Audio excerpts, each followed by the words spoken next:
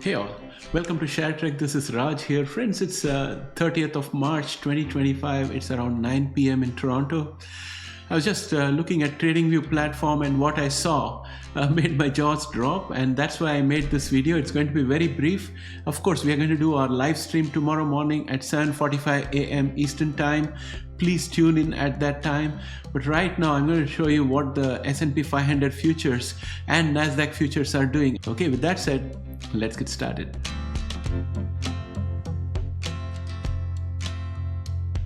Welcome back, friends. I'm going to start with the S&P 500 futures, and as you can see here, I'm just going to recalibrate this chart so that you can see it properly in your smaller devices, because I can see that many of you are looking at this video in your iPhone or smaller devices. I hope these lines are clear. If not, please send a comment to me so that I can make the lines thicker. So we have a bunch of resistances out here, and this diagonal line of support on top of which we ended up on Friday has been breached. S&P 500 futures right now are down 0.77%. So they are well below this diagonal line of support from before. So I'm going to mark that red.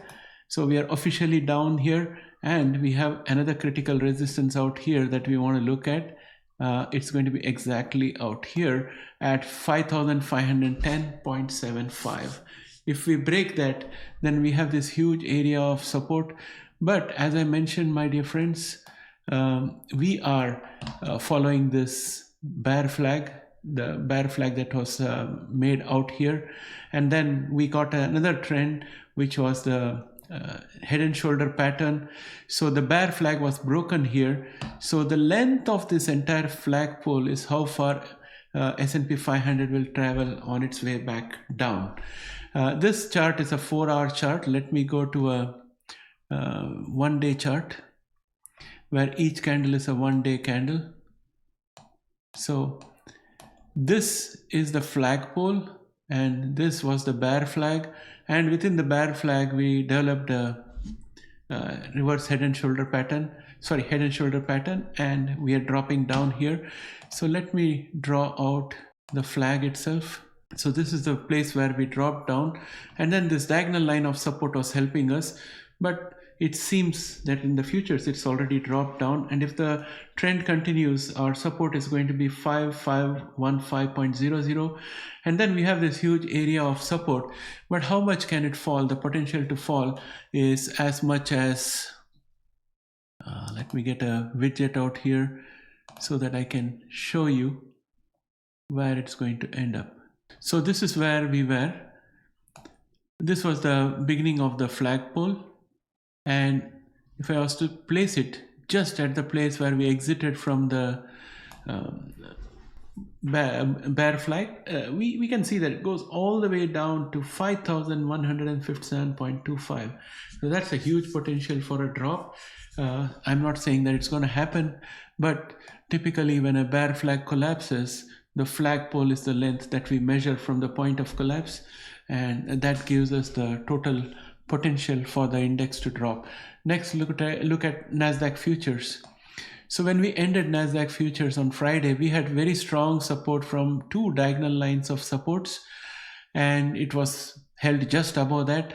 But today, when I look at the NASDAQ futures, it's down 1.26%, and that takes it below this diagonal line of support. So this definitely becomes resistance, and then it also takes it below this diagonal line of support. I'm going to make it a little thicker so that you can see it in your smaller devices, and then I'm going to make it red.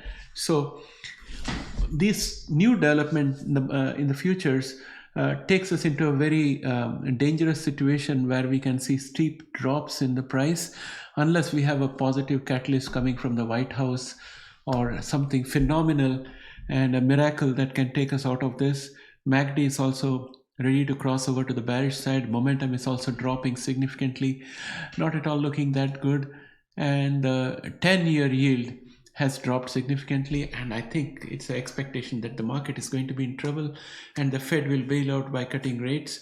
So I think that's what the bond market is thinking, but I'm not a bond expert, so I'll defer to see tomorrow what the experts are saying about the bond position.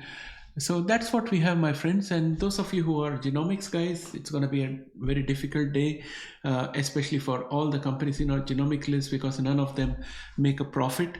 However, for those who are on the non-genomic side with profit-making companies, there could be some opportunities to dollar cost average. I'm looking at companies like Google, and let me just quickly go to the chart here. I'm looking at NVIDIA to dollar cost average. I'm looking at Meta to dollar cost average. I'm looking especially at Google to dollar cost average because it's the cheapest of all the Mag 5 stocks. I'm also going to dollar cost average into Amazon. I'm not that keen about Apple, but I'm definitely dollar cost averaging into Microsoft. So my picks are NVIDIA, Meta, Google, and Amazon and Microsoft. These are the only ones that I'm focused on. And these are the only ones I'm going to dollar cost average. And I'll also show you FNGD, which is continuing to go up. So I'll be looking at taking profits on FNGD in smaller installments of 100 shares at a time, so that by the time it's closer to the peak, I would have been totally sold out and in cash. And then I'll start buying FNGB to ride the way back up again. So that's the game plan. And I would like to hear from you guys what you think, and any ideas that you may have or strategies you may have. I would be happy to see that in the comment section so that I can also benefit from it. So my friends, that's all for today. I hope you had a great weekend. See you tomorrow morning in the live stream at 7:45 a.m. ET. We'll have fun, and we'll also do some technical analysis of any ticker that you want me to have a look at. Bye for now.